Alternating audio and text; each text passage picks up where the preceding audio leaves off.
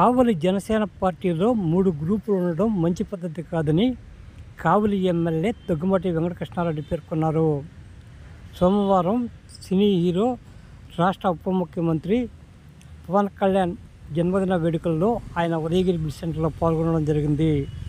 ఈ సందర్భంగా జరిగిన కార్యక్రమంలో ఎమ్మెల్యే మాట్లాడుతూ కావలిలో జనసేనకి ఎంత ఓటింగ్ ఉంది, ఎన్ని గ్రూపులు ఉన్నాయో ఒక్కసారి ఆలోచించాలని పేర్కొన్నారు.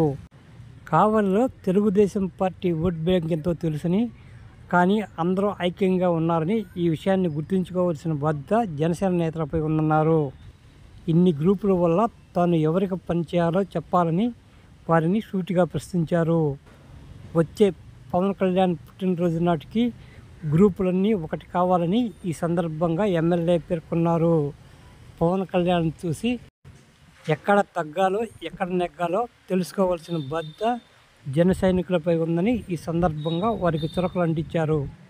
తెలుగుదేశం సిద్ధాంతాలు వేరు, జనసేన సిద్ధాంతాలు వేరు, బీజేపీ సిద్ధాంతాలు వేరు.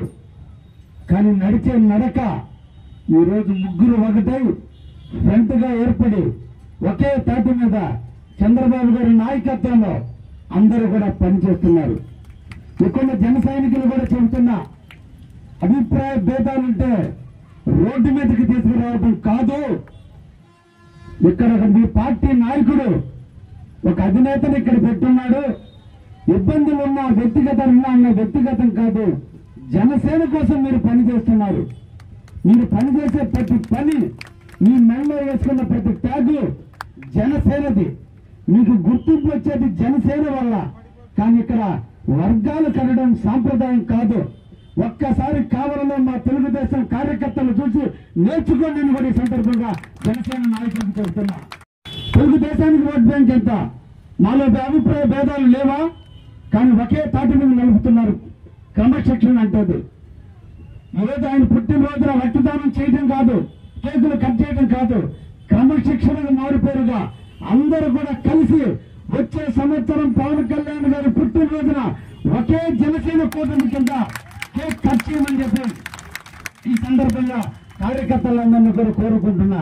ఈ 3 శిబిరాలుగా నేను ఈ తప్ప రాను. మొట్టమొదటి కాబట్టి వస్తున్నా. వచ్చే శిబిరానికి తప్పకుండా వచ్చి తీరుతా.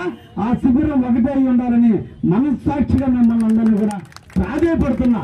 ఎందుకంటే మనం చూసి ప్రజలు ఏమి నేర్చుకోవాలి, మనలో ఏమి నేర్చుకోవాలి, మన సిద్ధాంతాలు ఏంటి? ఎందుకు తగ్గాడు పవన్ కళ్యాణ్? ఎందుకు తగ్గాడు పవన్ కళ్యాణ్?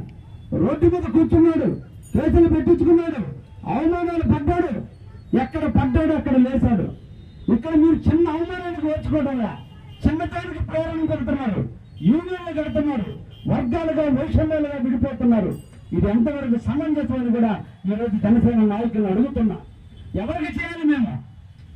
మేము కలిసి కావాలన్నా తెలుగుదేశం అభ్యర్థిగా నన్ను గెలిపిస్తే నేను ఎవరికి పని చేసి పెట్టాలి? మా పార్టీలో ఈరోజు క్రమశిక్షణ, పట్టణ అధ్యక్షుడిగా గుర్తుకొండ కిషోర్ ఉంటే, రాష్ట్ర సెక్రటరీగా మనిషెట్టి ఉన్నా, మా అలక్యం ఉన్నా, మా పోటీలు శ్రీనివాసులు ఉన్నా, సమస్యకు వచ్చేందుకు అందరం ఒకటవుతున్నాం.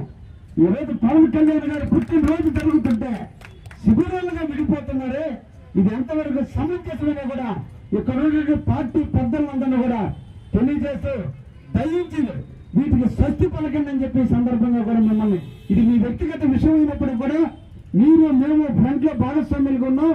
ఎమ్మెల్యేగా నేను ఏ శిబిరం వైపు ముందుకు పోవాలి, ఎవరితో మమేకం కావాలి, ఎవరితో పనిచేసి పెట్టాలనే ఆలోచన నాకు ఈరోజు మీకు నాకు గ్యాప్ను పెంచుతుంది. మేమేమో పదవులు ఇచ్చేటప్పుడు నిన్నటి రోజున మీ పట్టణ పార్టీ అధ్యక్షుడికి పదవిస్తే కనీసం శుభాకాంక్షలు కూడా చెప్పలేని స్థితిలోని జనసేన సైనికులు ఉన్నారంటే నిజంగా కొంచెం బాధేస్తుంది. ఇంకెవరికి వాళ్ళు నేను పదవులు ఎలా కలుపుకోపోవాలి నేను పదవులకి? అందుకనే దయించి జనసేన నాయకులందరూ కూడా ఒక తాటిపై నిలవండి. మేము కలిసి రేపటి రోజున మున్సిపల్ ఎన్నికలు జరపాలి. కావాలని అభివృద్ధి పథకాలను నడపవాలని తీసుకుపోవాల్సిన బాధ్యత ఉంది.